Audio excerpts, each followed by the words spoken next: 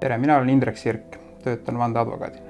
Eesti kliimas peab kindlasti arvestama, et talve ja suve erinevus on ju temperatuuris ja sellest tulenevalt ka teekatte seisundis ning väga suur erinevus on ka nähtav. Kõigepealt rääkides nähtavusest, siis suvisel ajal me oleme harjunud tegelikult ka öisel ajal sellega, et võib olla suhteliselt valge ja me näeme hästi, meil pole autotulesid tegelikult väga vajagi. Talvisel ajal aga peab arvestama sellega, et pimeda ajal tuleb kiirus valida vastavalt nähtavusele. Et mida nõuab liiklusseadus, aga paljud juhid ei tea, on see, et kui kaugtuledelt üle minnakse lähituledele, siis tuleb kiirus ka kohandada vastavaks lähitulede nähtavusulatusega.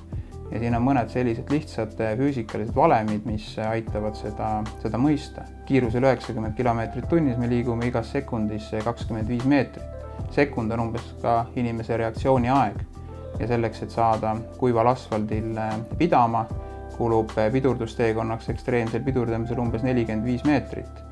Ehk siis me peame arvestama sellega, et 45 pluss 25 ehk siis umbes 70 meetrit kulub meil kuival teekatte korral selleks, et reageerida teel olevale ootamatule takistusele ja kiiresti pidama saada.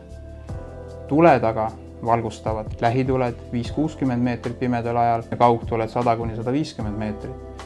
Ehk siis me saame ju aru sellest, et isegi kuivades teeoludes tegelikult 90 km/h tunnikiirusega sõites me ootamatule takistusele, näiteks teele tulnud metsloomale, helkurita jalakäijale või pargitud autole, millel tuled ei põle, ei jõuagi tegelikult reageerida.